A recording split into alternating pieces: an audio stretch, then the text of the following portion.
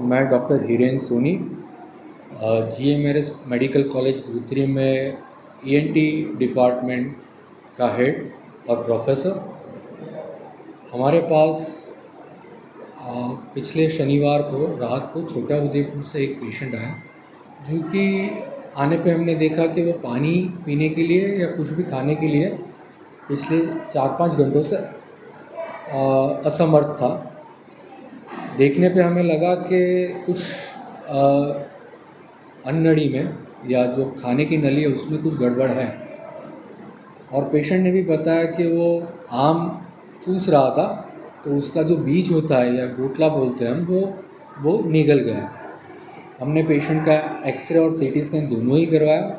तो CT scan में हमें देखने को मिला कि जो खाने की नली होती है उसके बीच वाले हिस्से में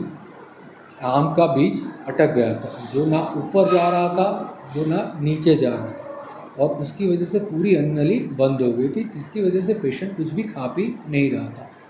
इस दर्दी को हमने दूसरे दिन सुबह इमरजेंसी में रविवार को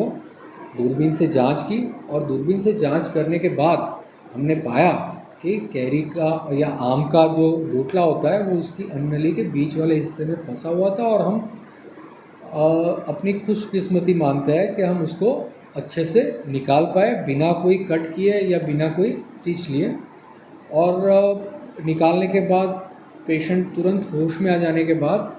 4 घंटे के बाद सब कुछ खा पी रहा था, और दूसरे दिन हम ऑब्जर्वेशन के बाद उसको छुट्टी भी दे पाए।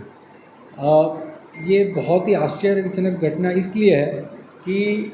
नॉर्मली हम छोटी मोटी चीज़ें तो ऐसे फॉरेन बॉडी की तरह देखते हैं, लेकिन इतना बड़ा आम का टुकड़ा या आम का जो बीज होता है वो हमने भी पहली बार देखने में आया। शायद पेशेंट को बिल्कुल दांत नहीं होने की वजह से और कहीं ध्यान भटक जाने की वजह से भी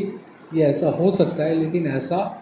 हमें भी पहली बार देखने को मिला, और ये एक आश्चर्यजनक घटना थी, और हम पेशेंट की मदद कर पाए, इसलिए हम काफ़ी खुश हैं।